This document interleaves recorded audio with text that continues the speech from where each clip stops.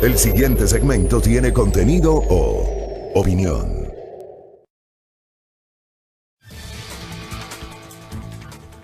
Muy bien, 6:17 en la primera hora. Gracias, ya estamos en miércoles, mitad de semana. Gracias la sintonía, gracias a nuestros amables oyentes que ya reportan sintonía. Nos saludan desde Puerto Viejo. Gracias a Marcelo Solórzano por esa gentileza.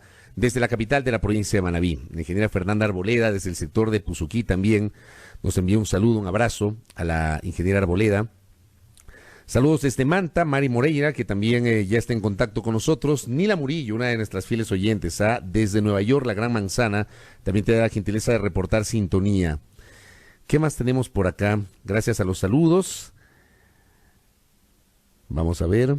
Desde Ambato, gracias a mi tierra, la ciudad de Ambato, Jairo Martínez nos escribe desde el centro del país. Desde Roma, gracias a Gracia. Dice, estamos almorzando, saludos desde Roma, buen provecho. Ya es el mediodía justamente en varios países europeos por la diferencia horaria. Pedro Caicedo desde la provincia de Esmeraldas también reporta sintonía, muchas gracias. Desde Gualaquiza, provincia de Morona, Santiago, gracias a Marco Vera, que también tiene la gentileza de enlazarse con nosotros. ¿Qué más tenemos por acá? Dicen que se escucha un eco, no sé si será así, que se escucha un eco. Vamos a ver si es cierto, si tenemos algún reporte en ese sentido respecto de la calidad de nuestra transmisión. Gracias desde Madrid también. Isabel Suárez Morales nos está escribiendo desde la capital de España, muchas gracias. Desde Santa Elena también, David Roberto Avellán, gracias desde la provincia de Santa Elena, desde Salinas. Nos está escribiendo. Desde el Valle de los Chillos, a Paco Proaño, muchas gracias por la gentileza. Nos dice Óscar Moscoso que saludemos a su hijo que está con pereza. A levantarse, a Eduardo Emiliano, a levantarse. Ya son las 6 de la mañana con 19 minutos. Quítese la pereza, mójese la cara, péguese un baño y claro, sírvase un cafecito. Buen día, el momento del desayuno. Gracias a Evi Velasco desde la ciudad de Guayaquil. Muchas gracias. A través de esta maravilla del Facebook Live nos permite llegar justamente hasta la urbe Huancavilca, donde no tenemos señal abierta. Desde Rocafuerte, en la provincia de Esmeraldas, muchas gracias a Carlos Godoy. Desde Guaranda, Rubén Darío Saltos, muy gentil. Doctor César Armando Bermeo, usted es de la casa, usted nos reporta desde Quito. Desde Westchester, gracias a Richard Domínguez, él en cambio nos dice excelente audio, muchas gracias. Iván Zarango desde Milano, Italia. El doctor Álvaro Samanigo Ponce también, gracias, me reporta que el audio está bien en el Facebook. Muy gentiles, muy amables. Muchas gracias por la gentileza, de verdad. Valoramos mucho todos esos saludos. Desde Atacames, David Aguilar Zambrano. Desde Santo Domingo, Vicente Bustamante. Gracias. Muchas gracias por la gentileza. Gracias a todos quienes se enlazan con nuestra sintonía. Oigan, me he quedado loco, de verdad, me he quedado loco para empezar un poquito el monólogo del día de hoy. Con la nota que di lectura del portal Primicia respecto de Odebrecht. Y hay una parte, digo, es la parte que ha hecho que me quede loco, que me llamó poderosamente la atención. Y que tiene que ver con la declaración del nuevo representante de Odebrecht respecto de que esta empresa corrupta y corruptora, porque así hay que llamarla, Odebrecht, y está comprobado no solamente en el Ecuador, sino en muchos países. En otros países, por ejemplo, las investigaciones o los procesos judiciales asociados a esta suerte de colusión entre autoridades del Estado, políticos y empresarios privados. En otros países, por ejemplo, ocasionó que inclusive presidentes y expresidentes estén procesados. A Pedro Pablo Kuczynski, por ejemplo, le costó el puesto en la hermana República del Perú, por mencionar justamente ese elemento. Se ha mencionado también, y tal vez menciono el caso del Perú porque terminó convirtiéndose en el caso más emblemático. Está procesado Alejandro Toledo, expresidente del Perú, y está procesado Ollanta Humala y su esposa, Nadine Herrera, justamente por temas asociados a Odebrecht. Odebrecht hoy, empresa, insisto, corruptora y corrupta, ha señalado que no tiene plata para cumplir con la reparación que debe justamente resarcir al Estado ecuatoriano por el enorme perjuicio que ha ocasionado. Yo quiero destacar algo que lo hemos mencionado en otras ocasiones en este mismo espacio de noticias. Aquí no se trata solamente de señalar a las autoridades estatales, a las autoridades de los gobiernos que tuvieron algún tipo de relación con Odebrecht. No se trata solamente de señalarles por esa suerte de colusión, sino también a aquellos empresarios privados que, conociendo estas prácticas de Odebrecht, formaron parte de este entramado de corrupción. El financiamiento en campañas electorales, por ejemplo. Aquí hay un proceso que está siendo investigado respecto del papel o presunto papel de Odebrecht para el financiamiento de campañas electorales. Tema que ojalá se termine por esclarecer con las pruebas necesarias, la presentación de pruebas que sean absolutamente contundentes. Y como siempre he señalado en estos micrófonos, garantizando el derecho a la defensa, el debido proceso y la presunción de inocencia. Pero de verdad, llama la atención que Odebrecht hoy diga que no tiene plata y que no puede cumplir con la reparación a la que está obligada justamente por ese enorme daño que le causó al Ecuador. Así que habrá que estar pendientes justamente de aquello. Hablar también, amables oyentes, amables televidentes, de lo que ha pasado en la Asamblea Nacional y está pasando en la Asamblea Nacional. Esta probablemente ha sido o es, porque la semana todavía no termina, la semana de mayor trabajo del Parlamento ecuatoriano. Realmente ha sorprendido, desde la forma, ha sorprendido gratamente que se haya incorporado una serie de temas en el curso de esta semana para que la Asamblea Nacional pueda evacuarlos. Entiendo yo que esta premura tiene que ver seguramente con que no habrá convocatoria la próxima semana. La próxima semana será la semana de Navidad. Y con seguridad no habrá convocatoria la siguiente semana, que será la semana de fin de año. Recordar que en la mitad de semana tendremos 24 y 25 de diciembre y en la mitad de la siguiente semana tendremos 31 de diciembre y 1 de enero. Dudo mucho que para esas 2 semanas la Asamblea Legislativa vaya a ser convocada. Esta semana el Parlamento está agotando absolutamente todas las posibilidades de las convocatorias para poder evacuar algunos de los temas pendientes. Saludo eso, destaco eso, al menos desde la forma, aunque en el fondo, evidentemente hay cosas para comentar y cosas sin duda para cuestionar. Lo que pasó ayer con la proforma presupuestaria 2020. Quienes han tenido la oportunidad y la generosidad de sintonizarnos desde hace mucho tiempo y aquellos que en los últimos meses se han sumado con su gentil audiencia a este espacio de noticias, recordarán que hace algunos meses en esta mesa de trabajo habíamos hecho una valoración y una aproximación al cierre del año en la Asamblea Nacional y a las dificultades que advertíamos iba a tener la aprobación de determinados cuerpos normativos debido a que esa mayoría política que se constituyó para la renovación de autoridades legislativas el pasado 14 de mayo de 2019, entre Alianza País, Creo, y los bloques independientes, el BIN y el BADI, era una mayoría que nos parecía, a mí me sigue pareciendo, netamente coyuntural, una mayoría que no tiene solidez desde el punto de vista político y legislativo, y el desarrollo de varios de los episodios posteriores a ese 14 de mayo nos han terminado dando la razón. No es una mayoría sólida. Es una mayoría que a lo largo de estos meses no le ha dado certezas o garantías de gobernabilidad al Ejecutivo. Ayer la proforma por segundo año consecutivo, amigos y amigas, no fue aprobada por el Pleno de la Asamblea Nacional. Ocurrió un escenario exactamente igual al del año 2018, hace un año, en diciembre del año 2018. El Ejecutivo remitió a la Asamblea Nacional la proforma presupuestaria, la Asamblea Nacional la discutió, elaboró una serie de observaciones y la devolvió. El Ejecutivo revisó las observaciones, acogió algunas de ellas, otras las desechó, remitió otra vez la proforma a la Asamblea Nacional. La Asamblea no tuvo votos para pronunciarse por la aprobación de la proforma y la Constitución, y esto es muy importante, no prevé que la Asamblea Legislativa pueda negar o archivar una proforma presupuestaria. Imagínense ustedes si eso contemplara la Constitución. Estaríamos hablando de dificultades realmente graves si es que existiría esa posibilidad de que un parlamento, una función legislativa, tenga la posibilidad de negar o archivar una proforma presupuestaria, porque se trata del instrumento de la política fiscal del Estado ecuatoriano. Al no tener esa posibilidad de negar o archivar y no tener votos para aprobar, la propia Constitución establece que, vencidos los plazos, la proforma entrará en vigencia por el Ministerio de la Ley, es decir, tal y como la remitió el Ejecutivo a la Asamblea Nacional.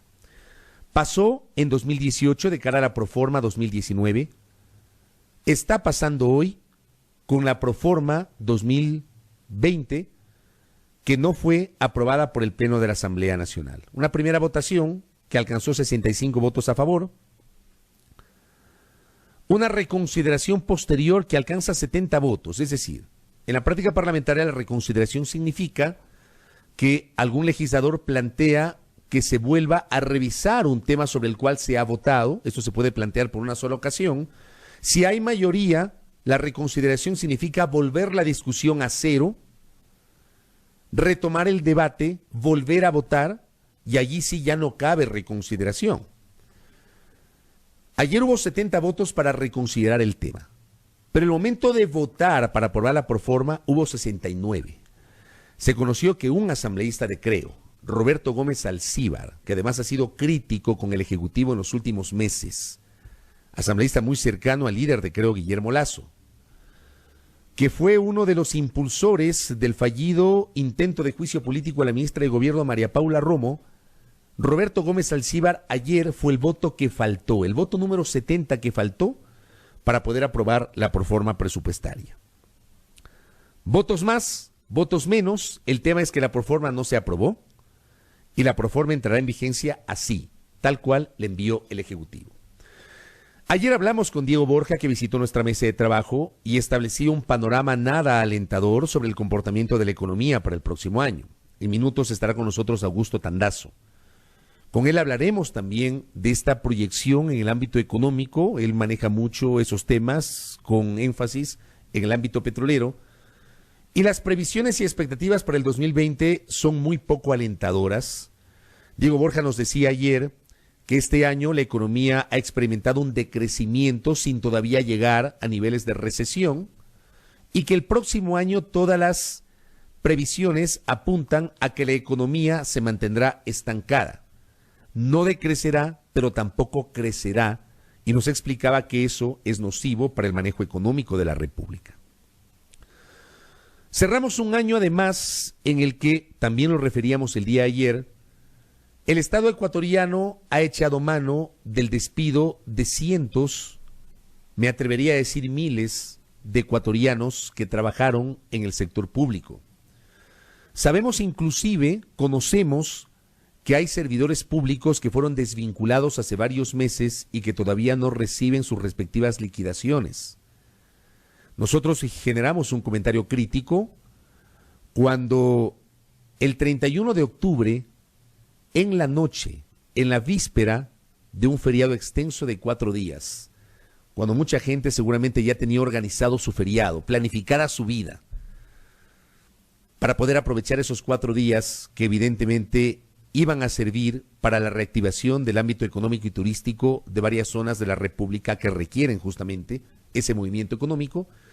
Resulta que se encontraron con la novedad que les llegó por correo electrónico la desvinculación, la notificación de que una vez que regresen a trabajar, el 5 de noviembre ya se iban a encontrar sin una plaza de trabajo, sin una plaza de empleo. Se conoció la semana anterior de la desvinculación de entre 100 y 150 empleados de la Secretaría Técnica Planifica Ecuador. Entendemos que ahora mismo se siguen planificando desvinculaciones. Así está cerrando el año económico la República. Y como lo hemos dicho en varias ocasiones, porque para muchos lo más fácil es despedir gente, esa gente que hoy se queda sin trabajo es gente que necesariamente va a dejar de aportar al movimiento económico de la República.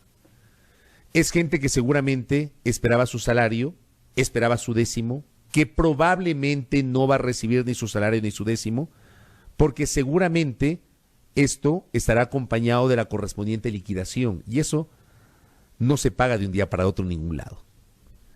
Yo creo que hay que ser absolutamente prácticos y frontales en eso.